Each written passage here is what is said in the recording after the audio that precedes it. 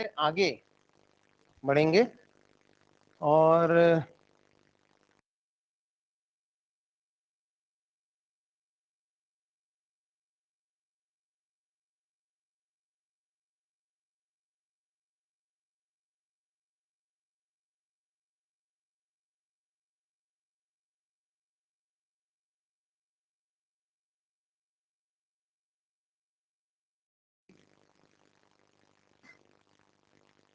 वो अभी भी बाकी है और जोना पेलिसिडा अभी नष्ट नहीं हुई है, उसमें सिर्फ छेद हुआ था। मेल और फीमेल प्रोन्यूक्लियाई जो है वो एक दूसरे के करीब आते हैं, इनके बीच में स्पिंडल फॉर्मेशन होता है, क्रोमोसोम का डुप्लीकेशन होता है और दोनों अपना एक एक सेट एक दूसरे को इस तरह से ट्रांसफर कर देते हैं। इसके बाद मतलब पूरी तरह से फ्यूज कभी नहीं होते। इसके बाद अब ना ये देखिए, अब ये सेल मेम्ब्रेन कटती है ऐसे, यहां से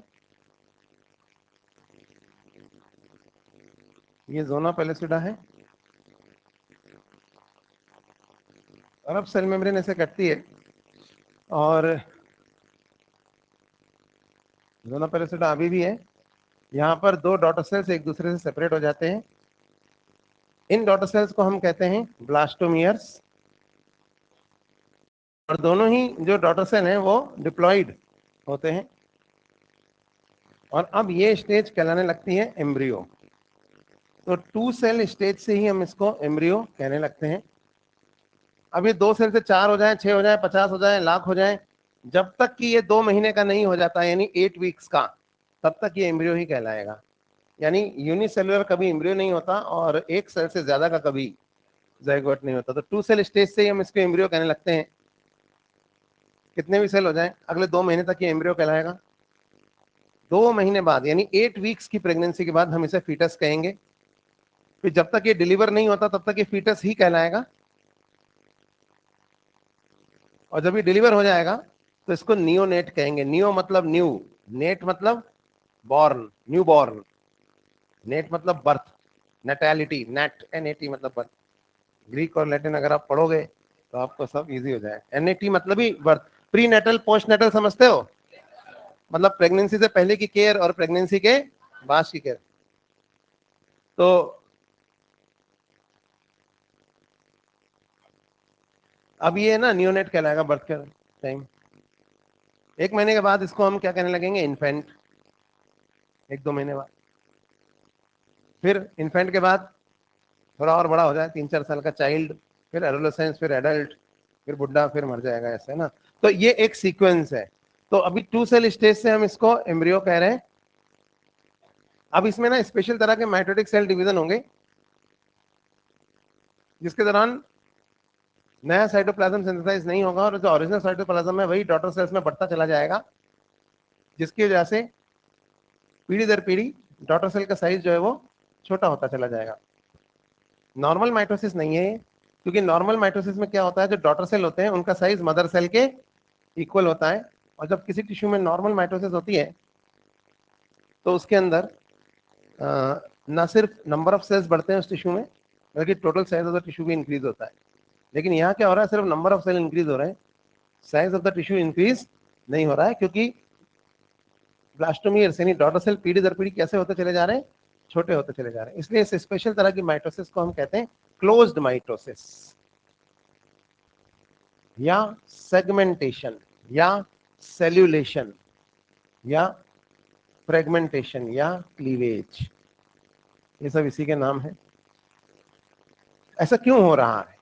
ऐसा इसलिए हो रहा है क्योंकि जो ये एग सेल था ना, फर्टिलाइज्ड एग, ये हमारे नॉर्मल बॉडी सेल से बहुत ज्यादा बड़ा है। हम ये चाहते हैं कि ब्लास्टोमेरो का साइज छोटा होता होता नॉर्मल बॉडी सेल जितना छोटा हो जाए, इसलिए ये हो रहा है। समझ में आई बात? और जब ब्लास्टोमियर्स का साइज छोटा होते होते नॉर्मल बॉडी सेल जितना छोटा हो जाएगा तो उसके बाद और छोटा नहीं होगा, फिर क्लीवेज खत्म हो जाएंगे और नॉर्मल माइटोसिस शुरू होगी और उसके बाद फिर ब्लास्टोमियर का नंबर तो इंक्रीज होगा ही, वो तो पहले भी हो रहा था, लेकिन अब टिश्यू का साइज भी इंक्रीज होने लगेगा। तो शुरुआत में टिश्यू का साइज इंक्रीज नहीं होता है क्योंकि क्लीवेज होता है, ब्लास्टोमियर का साइज पीढ़ी दर पीढ़ी छोटा होता चला जाता है। एक फायदा इसका ये भी है कि हमारे केस में ह्यूमन फीमेल के फेलोपियन ट्यूब में होता है फर्टिलाइजेशन, और क्लीवेज ना होकर नॉर्मल माइटोसिस होती तो फेलोपियन ट्यूब में एम्ब्रियो ग्रो होने लगता तो पतली गली से निकल के बाहर कैसे आता, नहीं आई बात समझ में। तो शुरू में तो अच्छा है ना, मैट्रिटिक सेल डिवीजन हो रहे हैं, लेकिन साइज इंक्रीज नहीं हो रहा है, नहीं तो फंस जाता ना वहीं। तो वो यूट्रस में आया था, फिर माइटोसिस खत्म होती, मतलब फिर माइटोसिस शुरू होती है। तो क्लीवेज कब तक चलते हैं, ये एक स्टेज होती है गैस्ट्रोला, एम्ब्रियो में पढ़ेंगे अभी, उसके शुरुआत तक चलते हैं ये क्लीवेज। और क्लीवेजेस के दौरान जीवन G2 फेज एब्सेंट होता है, सिर्फ S फेज होता है, और नया साइटोप्लाज्म सिंथेसाइज नहीं होता। और न्यूक्लियस में न्यूक्लियस अपीयर नहीं होते, वो कब अपीयर होते हैं, क्लीवेज खत्म होने के बाद। तो ये कुछ बातें हैं क्लीवेज से रिलेटेड। क्लीवेज का पर्पस मेन क्या है कि बॉडी सेल जितना छोटा हो जाए ब्लास्टोमेस का साइज, क्योंकि इसकी कैरियोप्लाज्मिक इंडेक्स कैसी है, अब नॉर्मल है। अब तक डिवाइड नहीं कर रहा था क्योंकि साइटोस्टैटिक फैक्टर इसको डिवाइड करने से रोक रहे थे, पर भी डिवाइड करेगा, तो इसलिए होता है क्लीवेज। विदलन कहते हैं इसको हिंदी में, क्लोज माइटोसिस। अब ये जो क्लीवेज है इसके अलग अलग पैटर्न्स होते हैं। तो पहले हम इसके ज्योमेट्रिकल पैटर्न्स देखते हैं, फिर इसके फंक्शनल पैटर्न्स देखते हैं। तो इसको तो हम क्लीवेज कहते हैं। Now we will discuss about the type of cleavages. आगे बढ़े। तो टाइप ऑफ क्लीवेजेस, पहला जो है ऑन बेसिस ऑफ पैटर्न्स।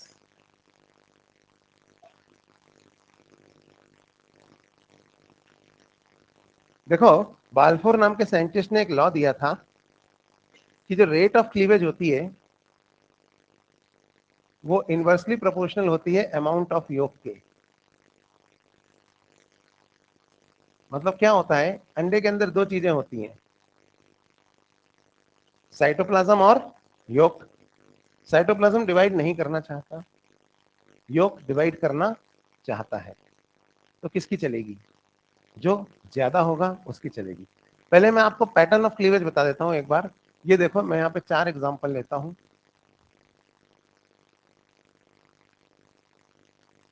ये तो जोना पैलिसिडा है, और ये जो अंदर में ऑरेंज लाइन बना रहा हूं ये हमारी प्लाज्मा मेम्ब्रेन है। जोना पैलिसिडा नहीं कटती है, कौन कटता है, प्लाज्मा मेम्ब्रेन कटेगी है। तो फर्टिलाइज्ड एग को हम एक स्फीयर की तरह मान सकते हैं। ये इसमें नॉर्थ पोल साउथ पोल की तरह एनिमल पोल, और ये वेजिटल पोल, फिर ये एनिमल पोल और ये वेजिटल पोल। 4 एग्जांपल्स बता रहा हूँ। यहाँ पे देखो, ये एनिमल पोल है, ये वेजिटल पोल, फिर यहाँ पे भी ये एनिमल पोल और ये वेजिटल पोल। पहला जो क्लीवेज का टाइप है, इसमें क्या होता है, जो क्लीवेज फरो है वो मिड लाइन से गुजरती है ऐसे, न्यू सेंटर से। और जो दो डॉटर सेल्स बनते हैं ब्लास्टोमियर्स, वो इक्वल साइज के होते हैं।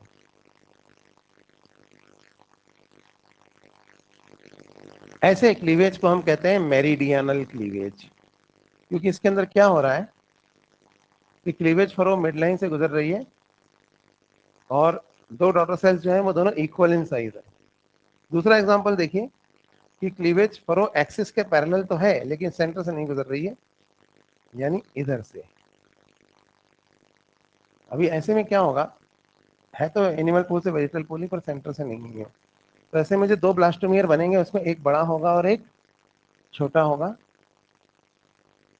बड़े वाले को मेगामियर कहते हैं और छोटे वाले को माइक्रोमियर। बड़ा वाला मेगामियर कहलाता है, छोटा वाला माइक्रोमियर। और इस तरह के क्लीवेज को कहा जाता है वर्टिकल प्लेन में क्लीवेज। अब इसकी जगह ऐसा भी हो सकता है कि एक्सिस के परपेंडिकुलर हो क्लीवेज फरो, यानी ऐसे, है ना।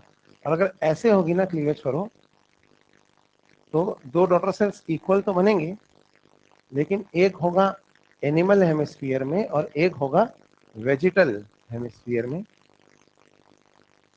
ऐसे क्लीवेज की प्लेन को कहा जाता है, बोलो क्या कहा जाता है, इक्वेटोरियल। और इसकी जगह एक और तरीके से क्लीवेज हो सकता है,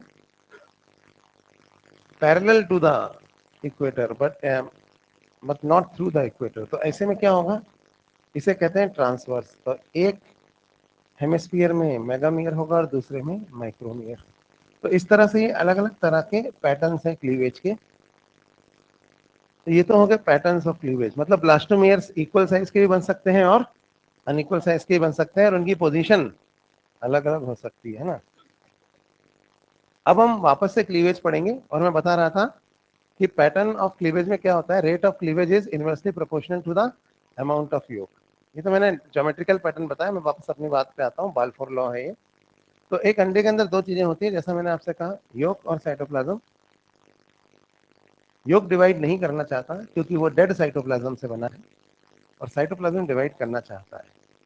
तो किसकी चलेगी? जो ज्यादा होगा उसकी चलेगी। अब कई अंडे ऐसे होते हैं जहां पे ना साइटोप्लाज्म ज्यादा होता है योग से, और कई अंडे ऐसे होते हैं जहां पे योग ज्यादा होता है साइटोप्लाज्म से। तो किस तरह से वो क्लीवेजेस होते हैं वो हम देखेंगे। हाँ, अलग अलग स्पीशीज में अलग अलग तरह के अंडे होते हैं। बताया था मैंने आपको, megalecithal egg, discoidal egg, centrolecithal egg, है ना। चलो, तो ये हो गया। इसमें क्या है, गोले गोले ही तो है।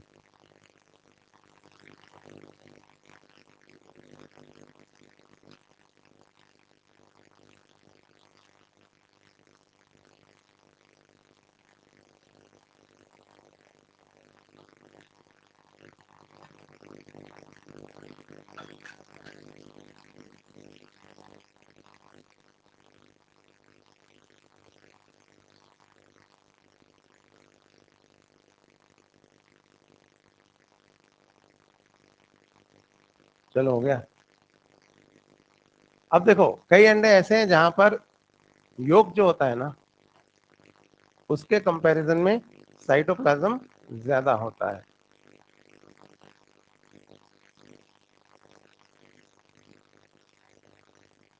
कई अंडे ऐसे होते हैं जहां पर योग ज्यादा है और साइटोप्लाज्म कम है।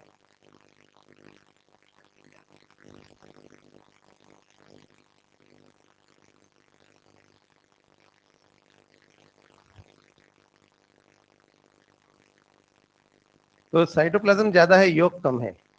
ऐसे अंडे दो तरह के होते हैं, या तो ए लेसिथल, जिनको हम माइक्रोलेसिथल भी कह सकते हैं, या मिजो लेसिथल। तो देखिए, साइटोप्लाज्म अगर योग से ज्यादा है तो क्या होगा? ऐसे में योग को भी डिवाइड करना पड़ेगा, यानी योग will also divide along with cytoplasm। तो योग को भी साइटोप्लाज्म के साथ डिवाइड करना पड़ेगा, और पूरे के पूरे अंडे में क्लीवेज होगा। ऐसे क्लीवेजेस को कहा जाता है कंप्लीट या होलो ब्लास्टिक क्लीवेज, क्योंकि पूरे के पूरे एग में डिवीजन हो रहा है। तो इन्हें कहा जाता है कंप्लीट या होलो ब्लास्टिक क्लीवेज। जबकि अगर योग साइटोप्लाज्म से ज्यादा है तो योग डिवाइड करने से मना कर देगा। अगर योग डिवाइड नहीं करेगा तो पूरे के पूरे अंडे में क्लीवेज नहीं होगा, सिर्फ साइटोप्लाज्म वाले हिस्से में ही क्लीवेज होगा। तो ऐसे क्लीवेजेस को कहते हैं हम इनकम्प्लीट या मीरो ब्लास्टिक क्लीवेजेस। दोनों के एग्जांपल्स मैं आपको बता देता हूं। अब इक्वल या होलोब्लास्टिक, सॉरी, कंप्लीट या होलोब्लास्टिक क्लीवेज भी दो तरीके से हो सकता है।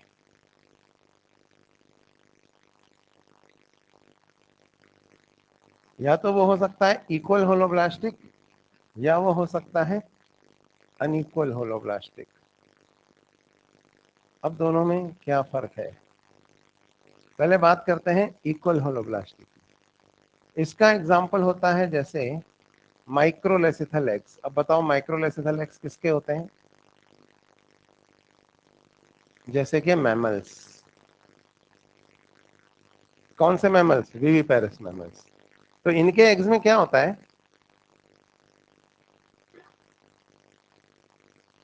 योग जो है वो ना के बराबर है। तो योग अगर ना के बराबर है तो क्लीवेज फरो जो है वो ऐसे मिड लाइन से गुजरेगी, और जो दो डॉटर सेल बनेंगे they will be equal in size. इसको कहा जाता है इक्वल होलोब्लास्टिक क्लीवेज। जबकि अनइक्वल होलोब्लास्टिक क्लीवेज होता है मीजोलेसिथल एग्स में। मीजोलेसिथल एग्स हैं जैसे कि फ्रॉग, यानी कि एम्फीबिया का अंडा, इनके अंदर वेजिटल पोल पर थोड़ा सा योक है देखो, लेकिन योक कम है, साइटोप्लाज्म ज्यादा है, तो क्लीवेज तो पूरे एग में ही होंगे, लेकिन ज्योमेट्रिकल साइटोप्लाज्म का सेंटर थोड़ा शिफ्ट हो गया ना, तो ऐसे होंगे। तो इसमें एक ब्लास्टोमियर दूसरे से बड़ा होगा, तो एक होगा मेगामियर और एक होगा माइक्रोमियर। ऑब्वियसली मेगामियर में योग ज्यादा होगा और माइक्रो में कम होगा। तो ये हो गया अनइक्वल होलोब्लास्टिक क्लीवेज।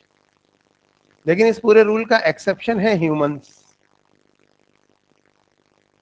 अब ह्यूमन के अंदर तो ए लेसिथल एग है ना, तो क्लीवेज कैसा होना चाहिए बताओ?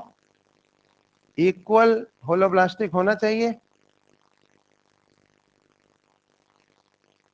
लेकिन ड्यू टू रीजंस अननोन ये एग्जैक्टली इक्वल होता नहीं है। क्या होता है कि क्लीवेज फरो एकदम मिड लाइन से नहीं गुजरती है, जैसे ये मिड लाइन है, थोड़ा सा इधर से गुजरती है, जिसकी वजह से जो दो डॉटर सेल्स बनते हैं उसमें एक डॉटर सेल दूसरे से थोड़ा सा बड़ा होता है।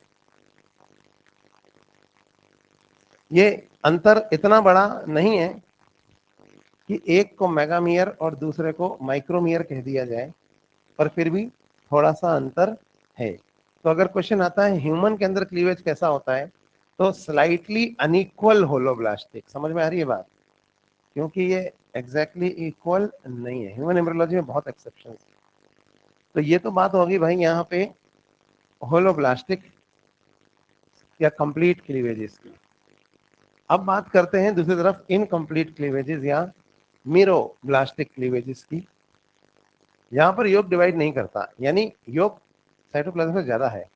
तो ऐसे अंडे ना दो तरह के होते हैं, आपको पता होगा। एक तो वो डिस्कॉइडल वाला और एक वो सेंट्रोलेसिथल वाला, मेगालेसिथल और सेंट्रल। तो इन मीरोब्लास्टिक क्लीवेज दो तरह का होता है।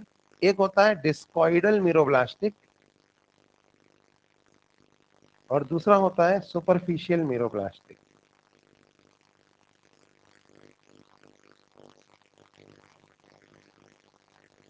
तो डिस्कॉइडल मीरोब्लास्टिक अगर हम देखें तो ये डिस्कॉइडल एग्स में होता है।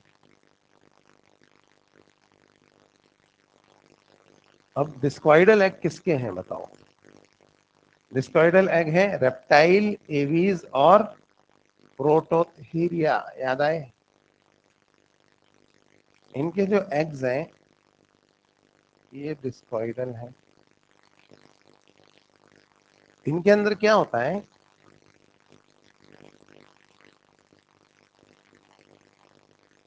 योग बहुत ज्यादा है, ये देखो इतना सारा, और योग जो है वो डिवाइड नहीं करेगा। तो इधर इधर साइटोप्लाज्म है ना थोड़ा सा, बस इसी में डिविजन्स होंगे, छोटी छोटी यहाँ क्लीवेज फरोज बनेंगी और बस ये वाला हिस्सा ही डिवाइड होगा।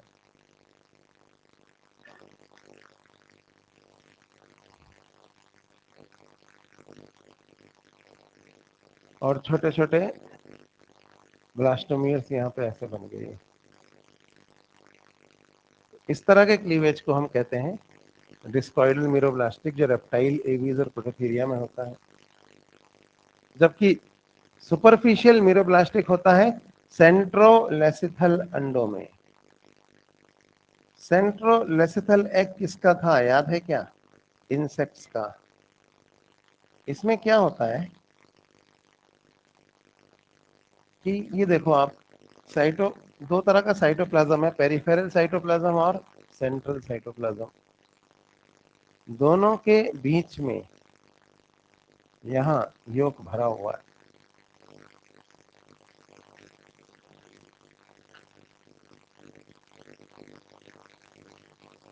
और योक डिवाइड नहीं करेगा।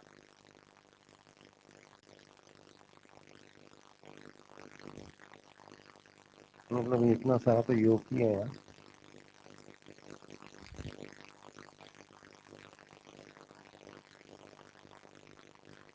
क्या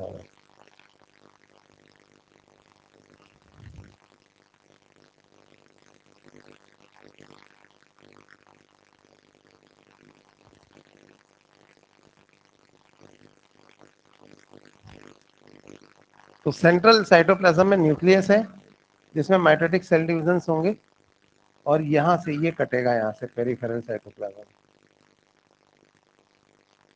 और न्यूक्लियस फिर बाहर चले जाएंगे सारे, सेंट्रल एरिया में योग रह जाएगा और इस तरह से ये ब्लास्टोमियर्स बन जाएंगे। तो ये सुपरफिशियल मीरोब्लास्टिक क्लीवेज कहलाता है। ये अलग अलग तरह के क्लीवेजेस के पैटर्न हो गए on the basis of amount of योग, इक्वल, अनइक्वल, कंप्लीट, इनकम्प्लीट, है ना। अब हम फिर से क्लीवेज को क्लासिफाई करेंगे, मना लो।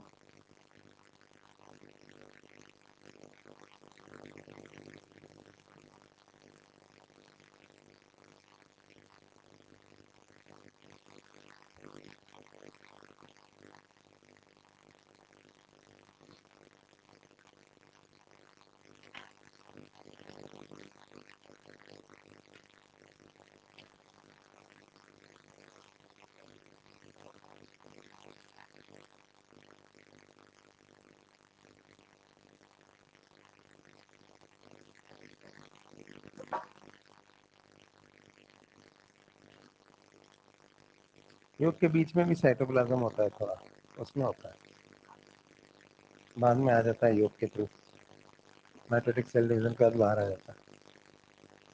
योग कोई सॉलिड चीज थोड़ी है।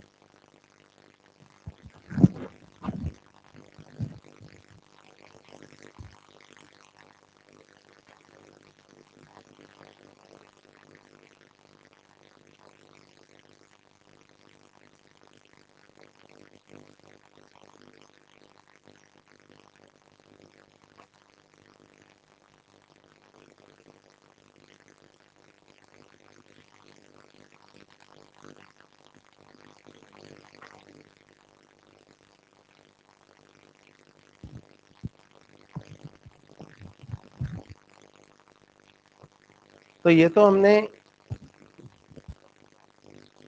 अमाउंट ऑफ योग के बेस पे किया। अब हम फिर से क्लासिफाई करेंगे क्लीवेज को, और इस बार हमारा जो क्राइटेरिया है वो है फेट ऑफ ब्लास्टोमियर्स के बेसिस पे। ब्लास्टोमियरों का भाग्य कब लिखा जाता है कि कौन से ब्लास्टोमियर को क्या बनाना है। आपको पता होगा कि जो ब्लास्टोमियर हैं, ये जो बन रहे हैं फिलहाल, ये अनडिफरेंशिएटेड सेल्स हैं और इन्हें स्टेम सेल कहा जाता है। बाद में इनमें डिफरेंशिएशन होता है, इनमें से कुछ ब्लास्टोमियर एक्टोडर्म बनाते हैं, कुछ मेसोडर्म और कुछ एंडोडर्म, सुना है ऐसा। तो कौन सा ब्लास्टोमियर क्या बनाएगा ये कब डिसाइड होता है, और फिर एक्टोडर्म से कौन से ऑर्गन बनेंगे, मीजो से कौन से, एंडो से कौन से। On the basis of fate of blastomeres cleavage दो तरीके का होता है। ये हो गया। तो हम फिर से ब्लास्टोमियर्स को डिवाइड कर रहे हैं on basis of fate of blastomeres.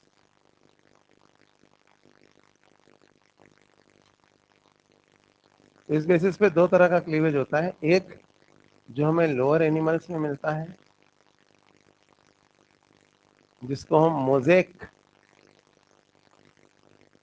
Theory वाला क्लीवेज भी कहते हैं, और दूसरा जो हायर एनिमल्स में मिलता है जिसको हम रेगुलेटिव थ्योरी वाला क्लीवेज भी कहते हैं।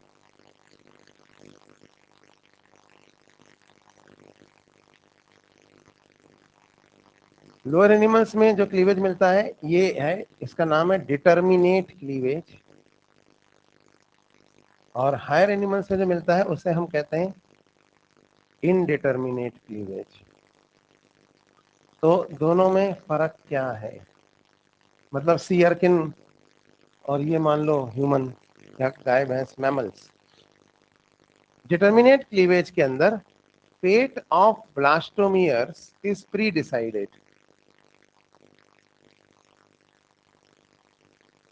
ब्लास्टोमियरों का भाग्य पहले ही लिख दिया होता है कि कौन सा ब्लास्टोमियर क्या बनाएगा। ये कैसे होता है, जैसे फ्रॉग का अंडा है, लोअर एनिमल भी लेके फ्रॉग को भी यहाँ पे। तो जब स्पर्म एग में घुसता है तो एनिमल पोल से घुसता है, शायद मैंने बताया हो आपको, है ना। तो सपोज ये एनिमल पोल है, ये वेजिटल पोल है। तो फर्टिलाइजेशन के साथ से पहले ही ना, फर्टिलाइजेशन के टाइम ही, जब क्लीवेज नहीं स्टार्ट हुआ है, प्रिजम्पटिव एरियाज बन जाते हैं इस तरह से। एनिमल पोल की तरफ ये बीच वाला, ये वेजिटल पोल वाला। इसके बाद जब इसमें क्लीवेज स्टार्ट होता है ना फर्टिलाइज्ड एग में, तो बहुत सारे ब्लास्टोमियर बन जाते हैं।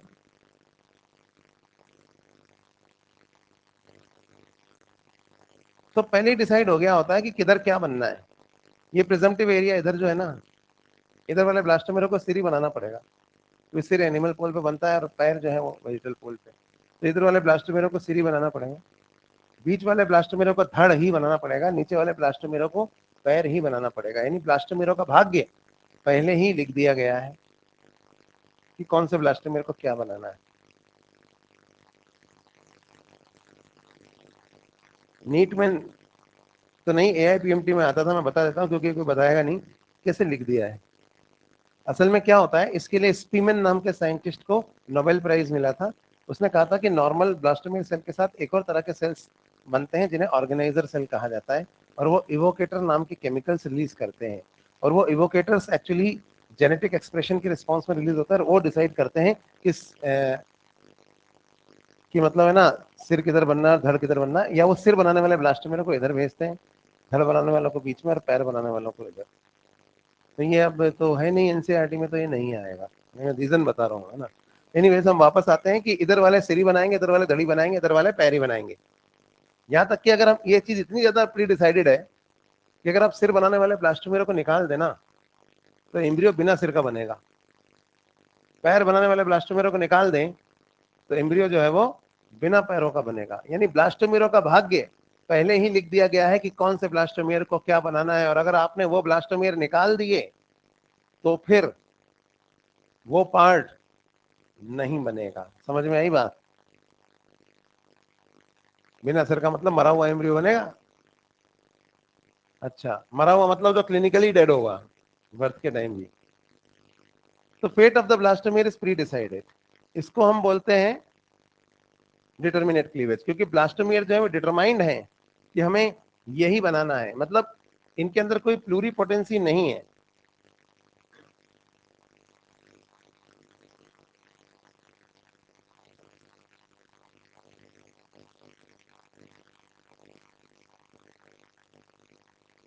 इट इज ऑलरेडी लॉस्ट, है ना, नॉट प्रेजेंट। लेकिन हायर एनिमल्स में, जैसे कि मैमल्स वगैरह में क्या होता है, हालांकि ये बात सही है कि सिर जिधर बनना है उधर ही बनेगा, धड़ जिधर बनना है उधर ही बनेगा, क्योंकि इवोकेटर्स रिलीज होते हैं, प्रिजम्पटिव एरियाज भी होते हैं।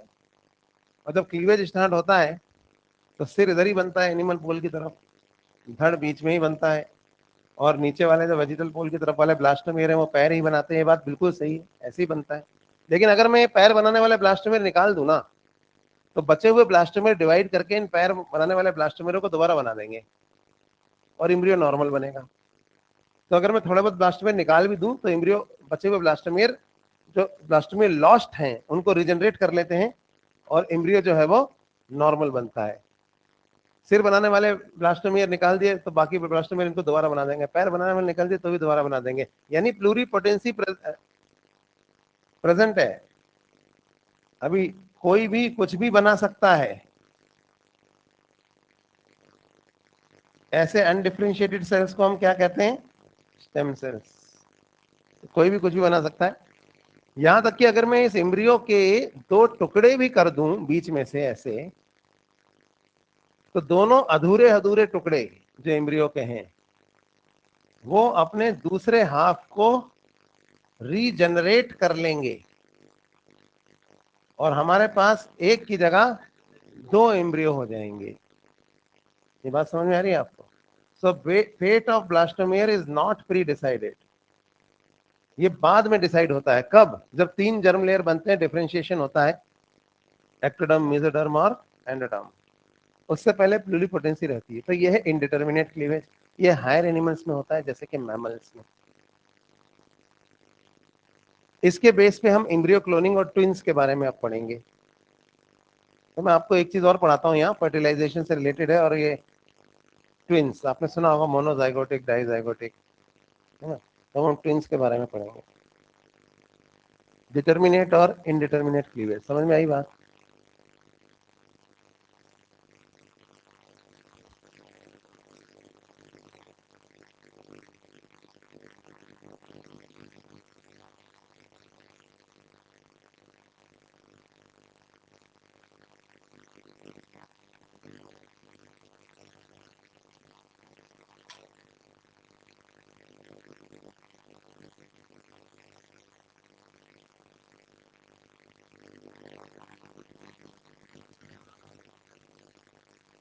हाँ, अनडिफरेंशिएटेड।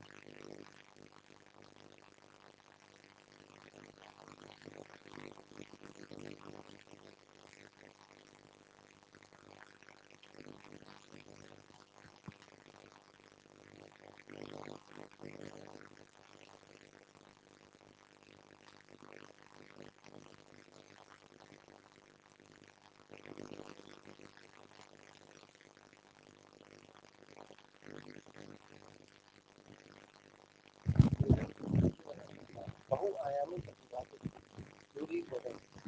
बहुत सा काम कर रहा है।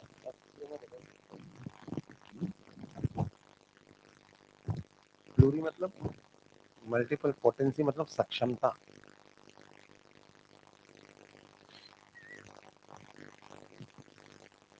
हो गया? तो जब हम बात कर रहे थे फॉलिकुलोजेनेसिस की, तो मैंने आपको कहा था कि जब मेंस्ट्रुअल साइकिल शुरू होती है तो हाइपोथैलेमस से जीएनआरएच पिट्यूटरी पे गिरता है, पिट्यूटरी से एफएसएच निकलता है, ओवरी पे गिरता है, तो कोई एक प्राइमरी फॉलिकल फर्स्ट आ जाती है। बहुत सारी दौड़ लगाती है, लेकिन जनरली कोई एक फर्स्ट आ जाती है। लेकिन ऐसा जरूरी थोड़ी है, कभी कभी एक से ज्यादा भी तो फर्स्ट आ सकती है। अब सोचो, अगर दो प्राइमरी फॉलिकल एक साथ फर्स्ट आ गई, तो दो ग्राफिन फॉलिकल बनेंगी और दो ओव्यूलेशन होंगे, नहीं होंगे? एक से ज्यादा ओव्यूलेशन भी तो हो सकते हैं। अब सोचो, अगर किसी फीमेल में एक की जगह दो ओव्यूलेशन हो गए, ह्यूमन फीमेल में, भले ही वो दोनों एक ओवरी से हुए हो या अलग अलग ओवरी से, उससे फर्क नहीं पड़ रहा, पर एक की जगह अगर दो ओव्यूलेशन हो गए, तो भाई स्पर्म तो करोड़ों हैं, तो दो अलग अलग स्पर्म दो अलग अलग एग्स को फर्टिलाइज कर देंगे कि नहीं कर देंगे? तो दो अलग अलग स्पर्म्स दो अलग अलग एग्स को फर्टिलाइज कर देंगे, तो इसकी वजह से दो अलग अलग जाइगोट बन जाएंगे यहाँ।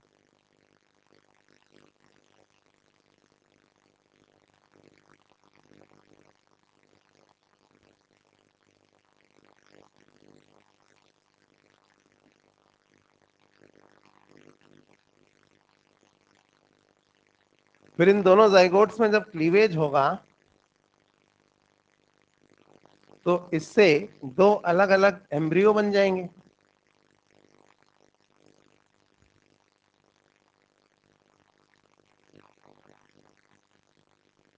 और फिर इन दोनों एम्ब्रियोज में जब ग्रोथ होगी, तो इससे दो अलग अलग फीटस बनेंगे।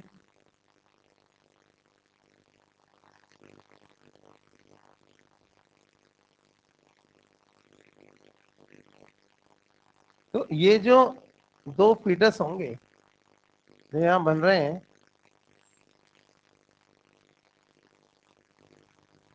क्योंकि ये दोनों फीटस दो अलग अलग जाइगोट से बने हैं, इसलिए इन दोनों को हम क्या बोलेंगे? डाइजाइगोटिक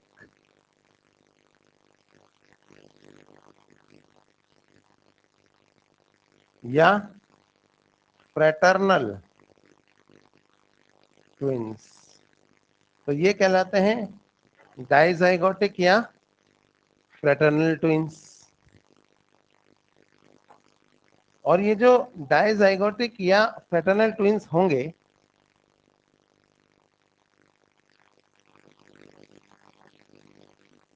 अब इसमें आप देखो, हो सकता है कि ये स्पर्म, देखो एग तो हमेशा एक्स ही होगा, ठीक है। हो सकता है दोनों स्पर्म्स एक्स हो, तो एक्स एक्स एक्स एक्स ये दोनों क्या होंगी बोलो, लड़कियां होंगी, फीमेल्स, है ना। हो सकता है दोनों स्पर्म वाई हो, तो एक्स वाई ये दोनों क्या होंगे, मेल होंगे, लड़के होंगे। हो सकता है एक स्पर्म एक्स हो और एक स्पर्म वाई हो, तो एक लड़का होगा और एक लड़की होगी। तो ये जो डायजाइगोटिक या फ्रेटर्नल ट्विंस होते हैं, ये सेम जेंडर के भी हो सकते हैं या अपोजिट जेंडर के भी हो सकते हैं। क्या ये बात समझ में आ रही है आपको? ये सेम जेंडर के भी हो सकते हैं और अपोजिट जेंडर के भी हो सकते हैं। इनफैक्ट जो छोटे जानवर होते हैं ना, चूहे, कुत्ता, बिल्ली, उनके अंदर तो एक बार में 4-6 ओव्यूलेशन होते ही हैं। खरगोश, चूहा, तो उसमें 4-6 बच्चे एक साथ डिलीवर होते हैं। जैसे एनसीईआरटी में क्वेश्चन है, एक बिच ने 6 पपीज दिए, तो कितने ओव्यूलेशन हुए होंगे? 6 हुए होंगे, क्योंकि उसमें कुछ मेल है और कुछ फीमेल है। सेम भी हो सकते हैं, लेकिन ये सब डाइजाइगोटिक ट्विंस होते हैं। अब इसकी जगह एक दूसरी चीज देखते हैं कि एक ही एग रिलीज हुआ था और उसको ऑब्वियसली एक ही स्पर्म ने फर्टिलाइज किया, जिसकी वजह से एक ही जाइगोट बना।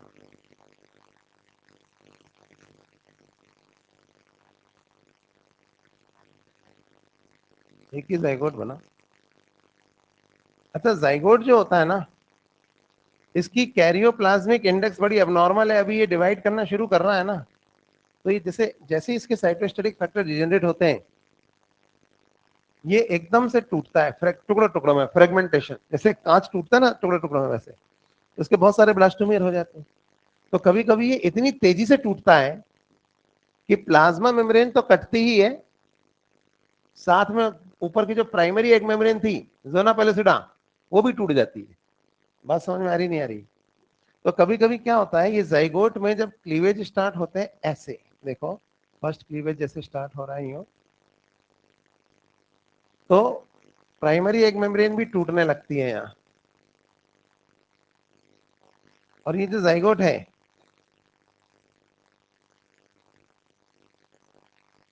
ये 2 हिस्सों में टूट जाता है।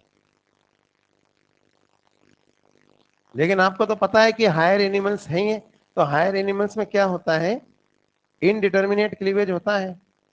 तो ये दोनों टुकड़े जो है ना जाइगोट के, ये अपने दूसरे हाफ को रीजनरेट कर लेते हैं और हमारे पास एक की जगह 2 एम्ब्रियो हो जाते हैं।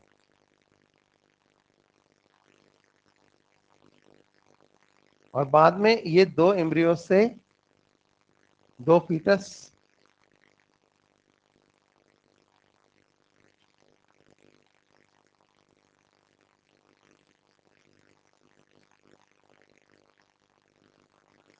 तो ये जो दोनों फीटस हैं यहाँ पे, ये एक ही जाइगोट से बने थे ना। ये सब आपने जेनेटिक्स में भी पढ़ा होगा, हमें नहीं पता। तो ये दोनों फीटस अभी एक ही जाइगोट से बने थे ना, इसलिए इन्हें क्या कहा जाता है, मोनोजाइगोटिक या आइडेंटिकल ट्विंस। अच्छा, ये जो स्पर्म था, या तो ये एक्स होगा या ये वाई होगा, है ना। अगर ये स्पर्म एक्स है तो ये जाइगोट भी फीमेल होगा और इससे बनने वाले दोनों एम्ब्रियो भी फीमेल होंगे। अगर ये स्पर्म वाई है तो ये जाइगोट भी मेल होगा और दोनों एम्ब्रियो मेल होंगे। तो जो मोनोजाइगोटिक के आइडेंटिकल ट्विंस होते हैं ना, ये हमेशा सेम सेक्स के होते हैं। ये बात समझ में आई?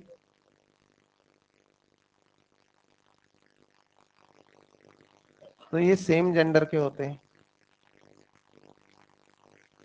अब कभी कभी एक एबनॉर्मेलिटी होती है,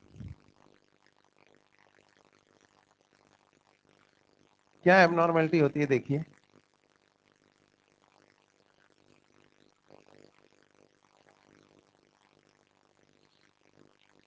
कि ये जब ये टूटता है ना जाइगोट,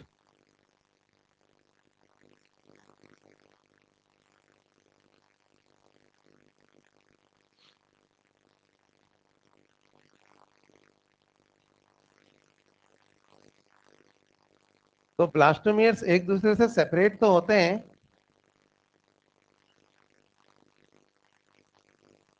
लेकिन पूरी तरह से सेपरेट नहीं हो पाते।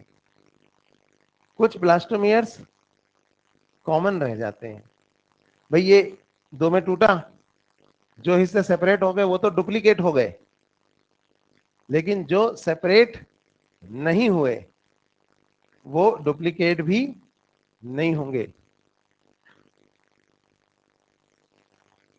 ये देखो एक ये रहा,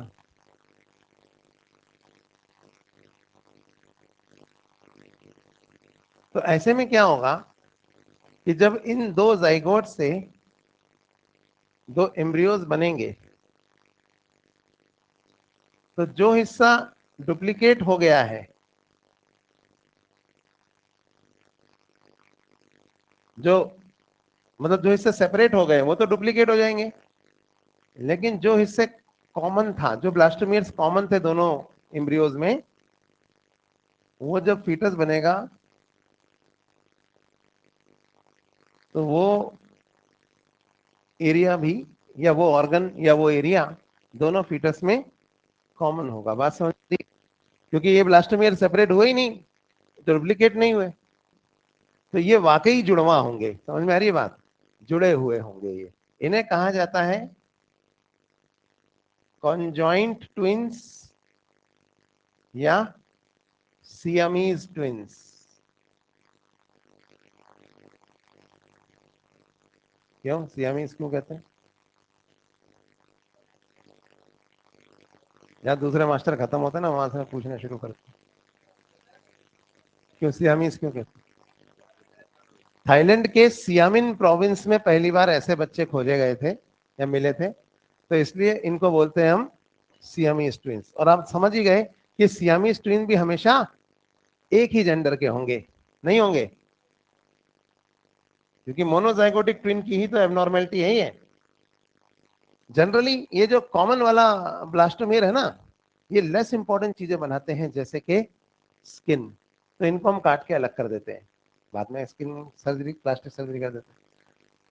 प्रॉब्लम तब आती है जब ये कॉमन वाले ब्लास्टोमियर कोई इंपॉर्टेंट ऑर्गन बनाए, जैसे हार्ट, लिवर या ब्रेन। अब इन बच्चों को अलग करना बहुत मुश्किल है। कई बार तो ये सारी जिंदगी एक ही रहते हैं, एक साथ रहते हैं। सुना होगा आपने, देखा होगा डिस्कवरी में, नेशनल ज्योग्राफिक में, है ना? तो ये किसके एक्सेप्शन? सब कंजॉइंट ट्विंस हैं, सियामीज ट्विंस के ही एबनॉर्मेलिटीज है। कभी कभी ये एबनॉर्मेलिटीज और भी खतरनाक तरीके से होती हैं। वो ऐसे कि एम्ब्रियो स्प्लिट होता है, लेकिन सिर्फ एक हिस्से में। सपोज ऊपर वाले हिस्से में स्प्लिट आया यहाँ, लेकिन नीचे नहीं आया, तो जो हिस्सा स्प्लिट हुआ है वो तो डुप्लीकेट हो जाएगा, लेकिन जो स्प्लिट नहीं हुआ है वो कॉमन रहेगा। अब मान लो हाथ बनाने वाले एरिया में स्प्लिट आए सिर्फ, और कहीं नहीं आए, तो हाथ बनाने वाले ब्लास्टोमियर डुप्लीकेट हो गए, बाकी सब सिंगल है। तो चार हाथ वाला बच्चा, दो सर वाला बच्चा। बात समझ में आ रही नहीं आ रही? तो ऐसे ऊट पटांग बच्चे जो होते हैं ना, ये एक्चुअली सियामीज ट्विंस की ही एबनॉर्मेलिटी है, कि एम्ब्रियो में पार्शियल स्प्लिट आया, तो जो एरिया स्प्लिट हुआ है वो डबल हो गया और बाकी सब सिंगल रह गए। ऐसे बच्चे देखें, कभी सुना है चार हाथ वाला?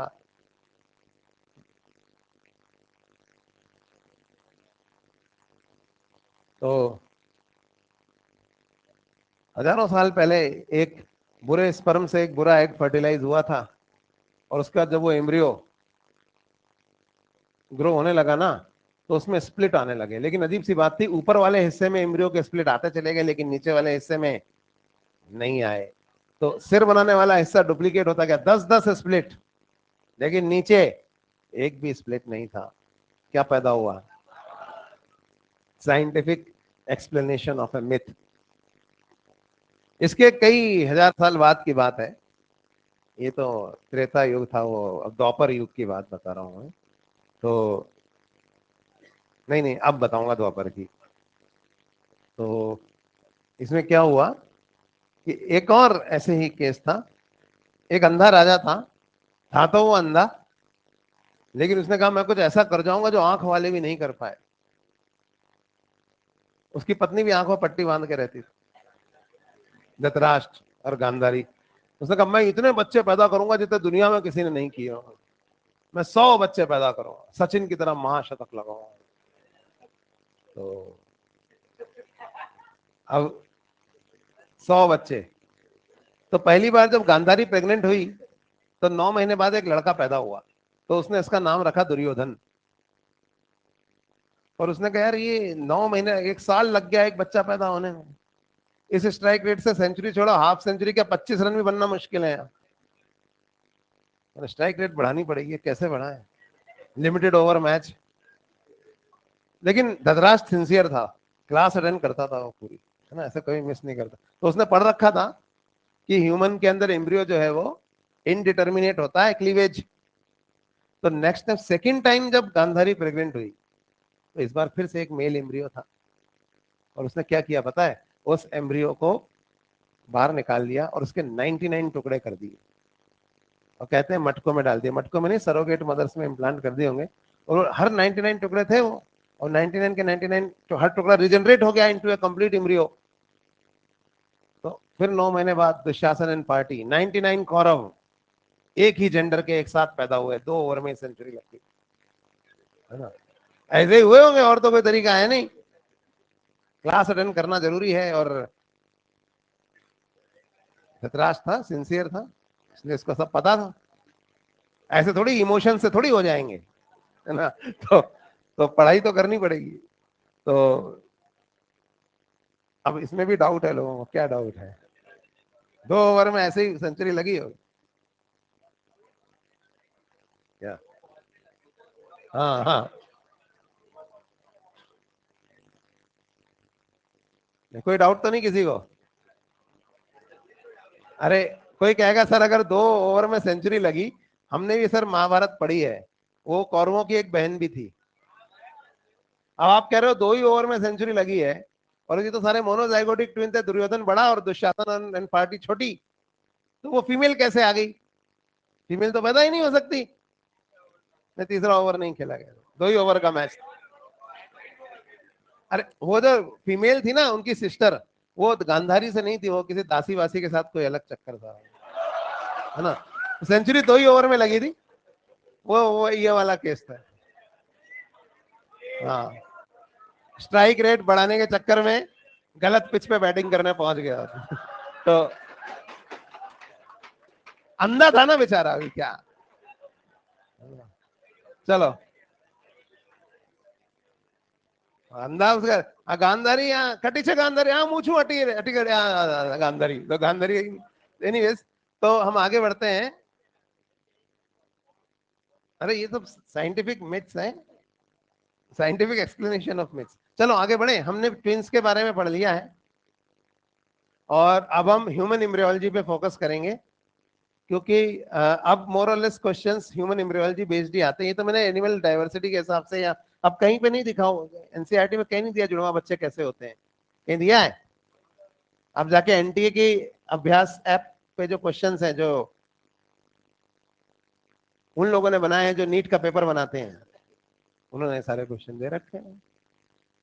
भाई आप करते नहीं करते हो अभ्यास ऐप से क्वेश्चन सॉल्व करते हो? करो करो, एक डाउनलोड कर लो एक ऐप, अभ्यास करके। पता है कितने लोगों को पता है? पता सबको है। हाँ, करो करो। तो उसमें आपको कई क्वेश्चंस ऐसे मिलेंगे, और वो एक हिंट है कि आपको ये टॉपिक भी पढ़ना है। अब वो ट्विंस पे है वहाँ क्वेश्चंस, आप ट्विंस नहीं पढ़ के जाओगे, एनसीईआरटी में तो ट्विंस के बारे में कुछ है ही नहीं। तो क्वालिफाई तो कर जाओगे नीट, लेकिन वही बात है, टॉप कैसे करोगे? चलिए, टॉप वाले को तो एमबीबीएस मिलेगी। हाँ, क्या डाउट है? क्या? हाँ,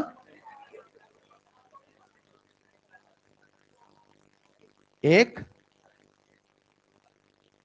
डाइजाइगोटिक ट्विंस के हो सकते हैं। डाइजाइगोटिक ट्विंस जो है ना, मोनोजाइगोटिक में तो बायोलॉजिकल फादर एक ही होगा, डाइजाइगोटिक में हो सकता। चलिए, तो ह्यूमन एम्ब्रियोलॉजी स्टार्ट करें। देखो मॉड्यूल में क्या दिया हुआ है, इसमें कुछ दिया भी है। हाँ, तो हम पेज नंबर 109 तक पढ़ चुके हैं। चलो, तो जैसा मैंने आपको बताया था कि स्पर्म जब एग को फर्टिलाइज करता है तो शुरुआत में जो सेल डिवीजन होते हैं इन्हें हम कहते हैं क्लीवेज, और ये क्लीवेज फेलोपियन ट्यूब से ही स्टार्ट हो जाते हैं। ठीक है, ये हो गया। तो क्लीवेज जो है वो फेलोपियन ट्यूब से स्टार्ट हो जाते हैं।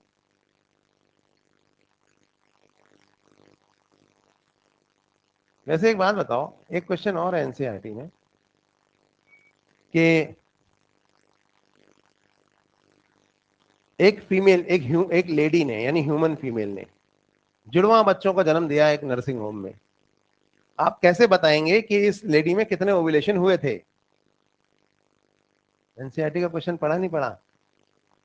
या मैं इस क्वेश्चन को सिंपल कर दूं कि जुड़वा बच्चे पैदा हुए एक हॉस्पिटल में, आप कैसे बताएंगे कि ये बच्चे मोनोजाइगोटिक ट्विन है या डाइजाइगोटिक ट्विन है?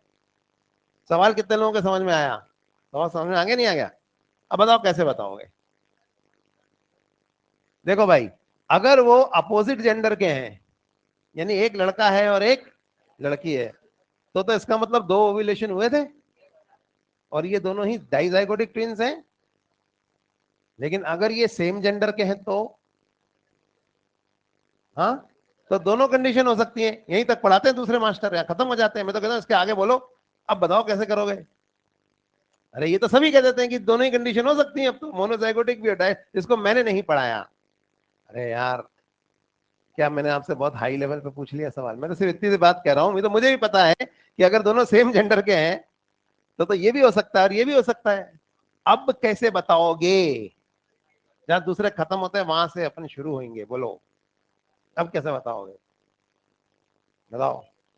हाँ, शक्ल मिलाओगे कि मोनोजाइगोटिक की शक्ल ज्यादा मिलेगी? बट न्यूबॉर्न बेबी सारे एक से दिखते हैं, पड़ोस वाला बच्चा भी वैसे दिखता है, बदल गए तो पता नहीं चलता किसका बच्चा। न्यूबॉर्न बेबी देखे कभी? सबकी शक्ल एक से लगती है, पता नहीं चलता कौन सा बच्चा है। और पता नहीं, लोग तभी कहने लगते हैं बच्चा पैदा होते बिल्कुल पापा पे गया। अरे कहां से गया है यार, अभी तो सारे एक से लग रहे हैं। ऐसा होता है नर्सिंग होम में। वो एक बार में 2-3 डिलीवरी हो रही है, बच्चा नर्स बाहर लाई तो बाहर दादी थी, उसने ले लिया, हाँ बिल्कुल मेरे पैरों पे गया। अरे ये नहीं, आपका वो वाला है। तो ये कहां से गया? तो एनीवेज, शक्ल वकल से कुछ नहीं होता। आप कहोगे फिंगरप्रिंट्स, तो फिंगरप्रिंट भी नहीं मिलते मोनोजाइगोटिक ट्विंस के भी, वो भी सेपरेट होते हैं, अलग होते हैं। डीएनए करने चाहोगे वहां पे डीएनए फिंगरप्रिंटिंग? हाँ, ऐसे नहीं होगा। देखो क्या होता है, चलो इसको भी देख लेते हैं कि आखिर ये कैसे हमें। अब भाई, या तो दो ओव्यूलेशन हुए हैं या फिर एक ही ओव्यूलेशन हुआ है, यही है ना कंडीशन। तो दोनों सिचुएशंस हम देख लेते हैं।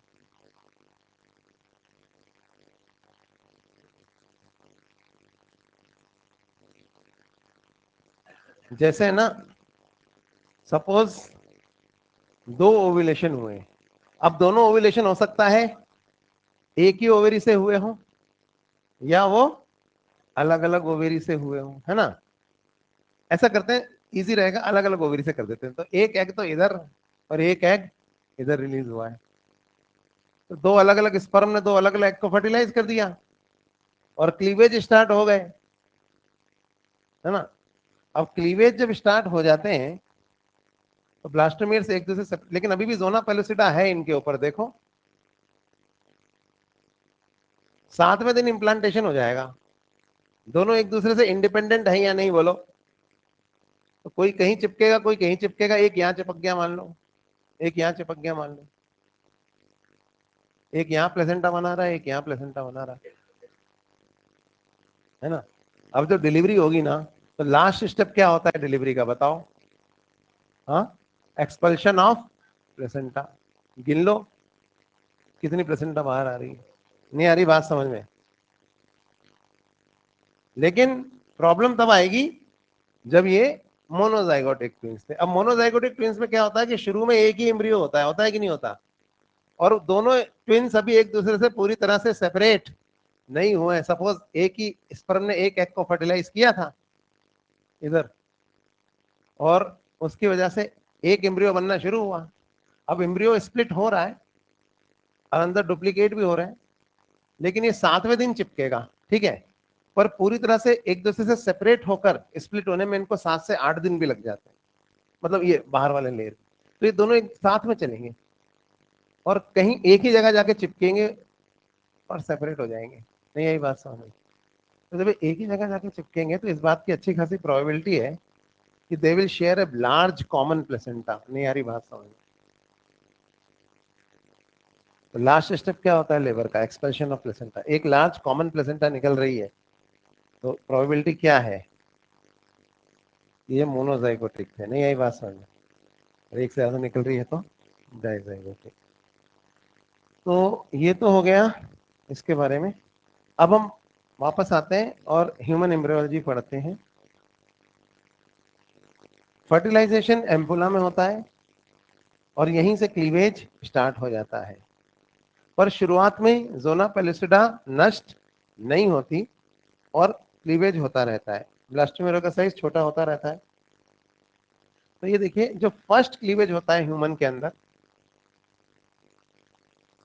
तो वो थोड़ा सा अनइक्वल होलोब्लास्टिक होता है, जिसकी वजह से एक ब्लास्टोमियर दूसरे ब्लास्टोमियर से थोड़ा सा बड़ा होता है। इसको हम बोलते हैं स्लाइटली अनइक्वल होलोब्लास्टिक। यही बताया था मैंने। अब पता है क्या होता है? ये 2 सेल स्टेज आ गई। अब लार्जर सेल डिवाइड्स फर्स्ट। तो एक 2 सेल स्टेज के बाद ना एक 3 सेल स्टेज भी आती है। फिर छोटा वाला सेल डिवाइड करेगा ना, तो 4 सेल स्टेज आ जाएगी। तो मतलब यहाँ पे ज्योमेट्रिक प्रोपोगेशन नहीं होता है, अरिथमेटिक प्रोपोगेशन होता है। 2 सेल स्टेज के बाद 3 सेल, 4 सेल, 3 4 5 6 7 8 ऐसे आती है। ऐसे नहीं होता 2 का 4, 4 का 8, 8 का 16, 16 का 32। कुछ बेवकूफ मास्टरों ने ऐसे क्वेश्चन बना दिए हैं, आप वो सॉल्व करोगे कि कितने क्लीवेज में 32 सेल स्टेज आ जाएगी, बेवकूफ कहेंगे। 2 4 8 16 32 बोलते हैं 5 क्लीवेज में। कोई भी आ जाता है मुंह उठा के किताबें लिखने लगता है हमारे देश। अरिथमेटिक प्रोपोगेशन होता है, ज्योमेट्रिक नहीं होता। तो 2 3 4 5 6 7 8 ऐसे करते करते 16 सेल स्टेज आएगी कभी ना कभी। उस 16 सेल स्टेज अभी भी ये कहाँ है पता है? ये फेलोपियन ट्यूब में ही है। अभी भी ये फेलोपियन ट्यूब में ही है और लुढ़कता हुआ यूट्रस की तरफ आ रहा है। तो यहां पर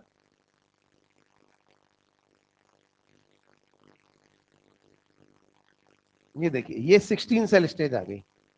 इस वक्त एम्ब्रियो पता है कैसे लगता है? जैसे शहतूत होता है ना, शहतूत देखा, मलबेरी या सीताफल, है ना? तो एक सॉलिड एम्ब्रियो लगता है, solid ball made up of 16 balls. एक सॉलिड बॉल है जो 16 गेंदों से मिलकर बनी है। एक ठोस गेंद जो कि 16 गेंदों से मिलकर बनी है, शहतूत की तरह, like a mulberry. Like a mulberry तो इंग्लिश लिख रहा हूं ना मैं। लाइक अ मलबेरी को अगर मैं ग्रीक में लिख दूं तो वर्ड है मोर्यूला। तो इसको बोलते हैं हम मोर्यूला स्टेज, 16 सेल स्टेज। सभी एम्ब्रियोज में सबसे पहले यही आती है। जाइगोट से में जब क्लीवेज स्टार्ट होता है तो 16 सेल स्टेज आती है, लाइक अ मलबेरी, शहतूत की तरह। इसे हम कहते हैं मोर्यूला। अभी ये एम्ब्रियो फेलोपियन ट्यूब में ही है और लुढ़कता हुआ किधर आ रहा है? यूट्रस की तरफ। तभी इसमें एक पहला चेंज आता है और वो ये है कि इसके जो 16 सेल्स हैं, इसमें एक प्रोसेस होती है जिसे हम कहते हैं कॉम्पैक्शन, जिसकी वजह से ये जो मोरुला के 16 सेल हैं, ये अपने आप को 2 घेरों में अरेंज कर लेते हैं। एक है आउटर सेल मास और एक है इनर सेल मास।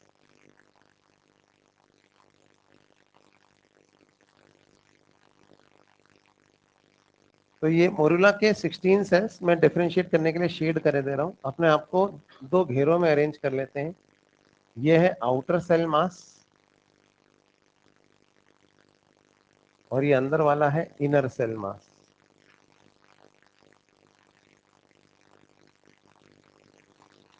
जो आउटर सेल मास है ना, ये एक्स्ट्रा एम्ब्रियोनिक स्ट्रक्चर्स बनाएगा।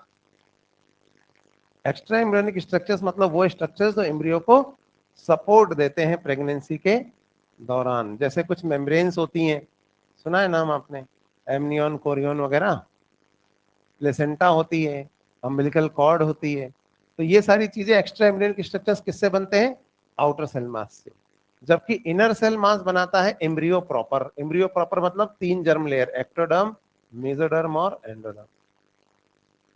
तो ये 16 सेल स्टेज आ गई। कहाँ है ये इस समय एम्ब्रियो? यूट्रस में आ गया है, आने वाला है मतलब ना। तो फेलोपियन ट्यूब और यूट्रस में जो फ्लूइड होता है ना, यूटराइन फ्लूइड, फेलोपियन ट्यूब का फ्लूइड, वो फ्लूइड अब ये एब्जॉर्ब करने लगता है। कौन?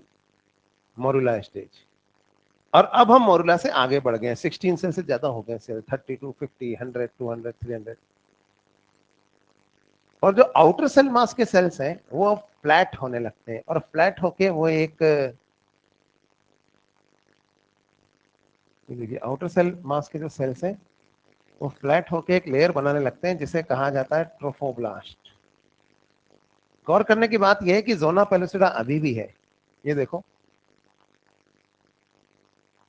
प्लाज्मा मेम्ब्रेन कट रही है, जोना पेलुसिडा नहीं कट रही है।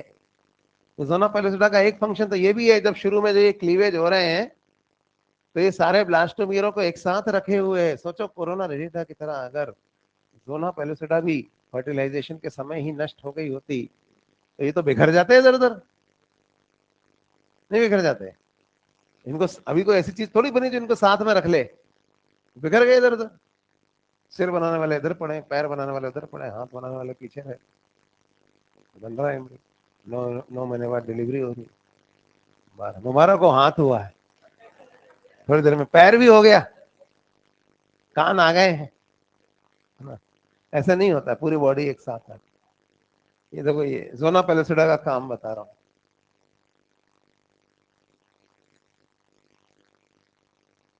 अब ये 16 सेल आ गए। अब जो आउटर सेल मास के सेल्स है ना, वो फ्लैटेंड होके एक लेयर बनाते हैं इस तरह से। इस लेयर को कहा जाता है ट्रोफोप्लास्ट। अब हम ना बहुत आगे निकल गए, बहुत सारे सेल हो चुके हैं। तो आउटर सेल मास के सेल्स फ्लैटेंड होकर एक लेयर बना लेते हैं जिसे कहा जाता है ट्रोफोब्लास्ट। और इसमें फ्लूइड भर रहा है, यूट्राइन फ्लूइड घुस रहा है इस कैविटी के अंदर, ठीक है? तो इनर सेल मास जो है वो एक तरफ चिपकने लगता है आउटर सेल मास के। ये देखिए, ये रहा इनर सेल मास।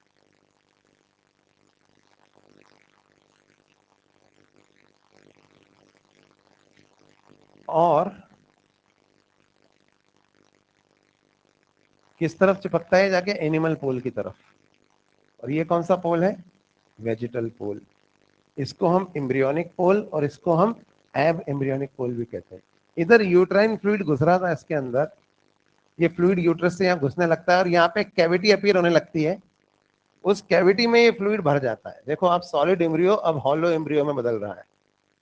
जो इनर सेल मास है, फ्लूइड घुसने की वजह से कैविटी अपीयर हो रही है और इनर सेल मास एक तरफ शिफ्ट हो रहा है in the shape of a disc.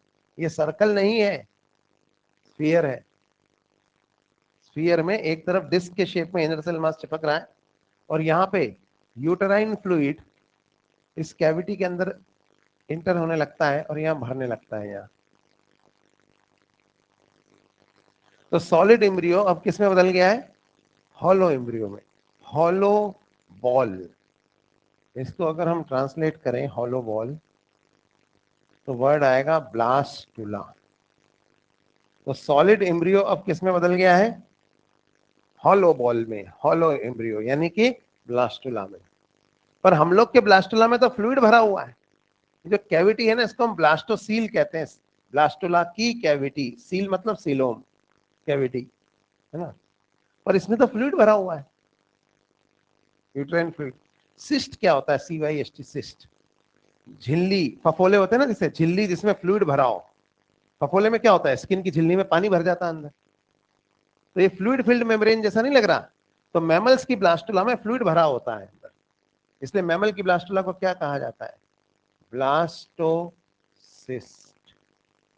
तो ये है मैमेलियन ब्लास्टुला, जिसको हम कहते हैं ब्लास्टोसिस्ट। अभी इम्प्लांटेशन तो हुआ नहीं, तो इस इनर सेल मास को न्यूट्रिशन कहां से मिल रहा है, ये जो यूटेराइन फ्लूइड ट्रोफोब्लास्ट एब्जॉर्ब कर रहा है ना, यही ट्रोफोब्लास्ट इनर सेल मास को न्यूट्रिशन दे रहा है। इम्प्लांटेशन होगा, प्लेसेंटा बनेगी, तब तो प्लेसेंटा देगी, और उससे पहले इस एम्ब्रियो को न्यूट्रिशन कौन देता है, ट्रोफोब्लास्ट। ट्रोफो मतलब भोग लगाना, भी ट्रोफो, जीमना भोग लगाना, ट्रोफोजोइट नहीं सुना आपने कि स्टेज, फीडिंग ऑन आरबीसी। तो ये ट्रोफोब्लास्ट, ये फीडिंग के लिए है ना। तो ये क्या कर रही है, ये फ्लूइड अब्सॉर्ब करके इनर सेल मास को न्यूट्रिशन प्रोवाइड करवा रही है। अच्छा, ट्रोफोब्लास्ट की एक प्रॉपर्टी और है, ये ऐसे एंजाइम सिक्रीट करता है जिससे ये किसी भी सरफेस के कांटेक्ट में आ जाए ना, तो ये उस सरफेस से चिपक कर, उसे फोड़ कर उसके अंदर घुस सकता है। तो ये ट्रोफोब्लास्ट ऐसा चिपकू और फोड़ू नेचर का है, किसी भी सरफेस के कांटेक्ट में आ जाएगा, उसे चिपक कर उसे फोड़ के अंदर घुस जाएगा। लेकिन अब तक ये ऐसा नहीं कर पा रहा है, बताओ क्यों, क्योंकि इसके ऊपर जोना पेलोसिडा पाई जाती है। बात समझ में आई, इसलिए अब तक ये ऐसा नहीं कर पाया। पर अब ये कहां पहुंच चुका है, ये पहुंच चुका है यूट्रस में। ठीक है, तो देखते हैं हम इसको, आगे बढ़े। तो ये देखिए आप, जैसे ये यूट्रस है, पेरीमेट्रियम, ये है मायोमेट्रियम, और अंदर वाली लेयर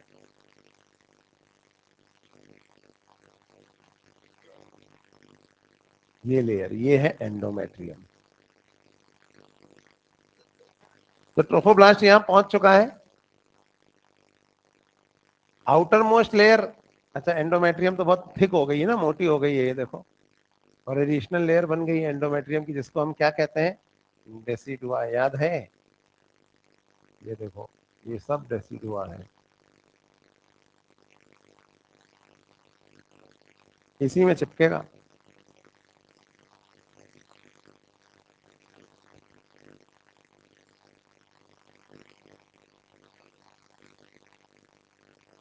इधर से आया मान लो,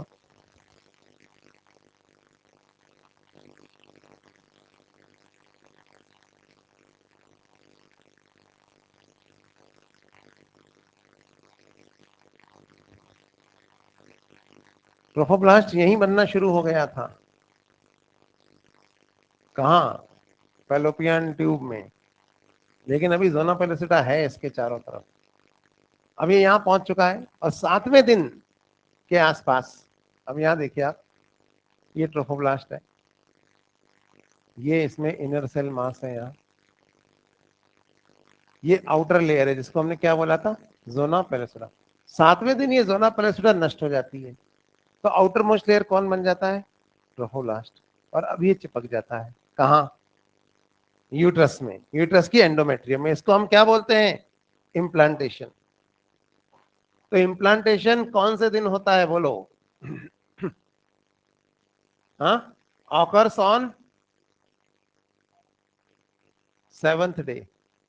अगले 5 दिनों में ये ब्लास्टोसिस्ट पूरी तरह से डेसिडुआ के अंदर घुस जाएगा, 12th डे कंप्लीट होता है, लेकिन occurs on 7th day. Occurs of blastula stage, किस स्टेज में होता है, ब्लास्टुला स्टेज में। किस स्ट्रक्चर का होता है, ब्लास्टोसिस्ट का होता है।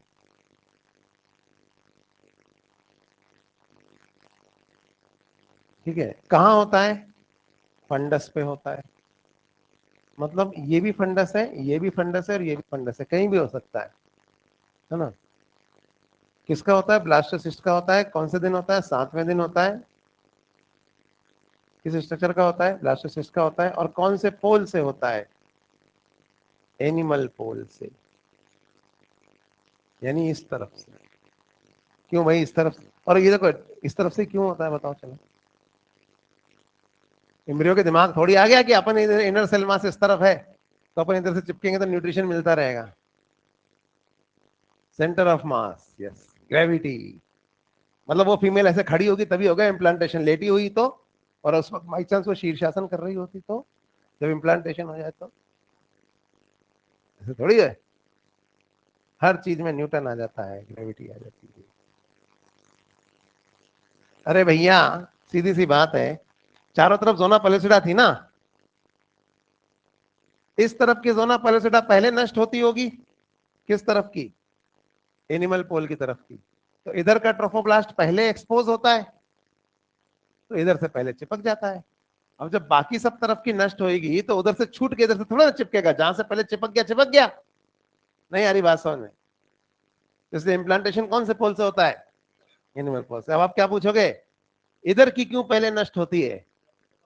क्योंकि स्पर्म एनिमल पोल से ही घुसा था, जोना पेलुसिडा को यहीं से फाड़ा था उसने, याद करो। तो स्पर्म इधर से ही क्यों घुसता है? क्योंकि जहां पे ZP3 रीजन होता है, नहीं, जहां से भी स्पर्म घुस जाएगा वही एनिमल पोल होगा, पर जहां से भी घुसता है वहीं से ही क्यों घुसता है? क्योंकि वहीं ZP3 रीजन था, वहीं गैलेक्टोज शुगर थी। सारी बात समझ में? तो इम्प्लांटेशन जो है वो 7वें दिन होता है, और ब्लास्टुला स्टेज में होता है, ब्लास्टोसिस्ट का होता है, फंडस पे होता है, और एनिमल पोल से होता है। बेल बज गई है शायद। तो हम ह्यूमन एम्ब्रियोलॉजी अगली क्लास में, आप पूरा पढ़ के आओ, हम इसको अगली क्लास में खत्म करेंगे। तो ब्लास्टुला स्टेज में होता है, याद रखो। चलो,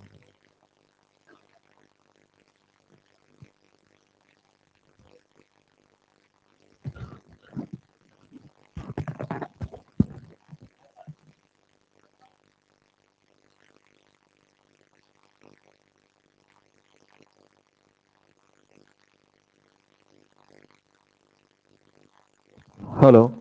जब भी कोई स्टूडेंट क्लासरूम के बाहर निकले तो उनके गले में आई कार्ड होना चाहिए। आई कार्ड गले में होना ही चाहिए। आई कार्ड गले में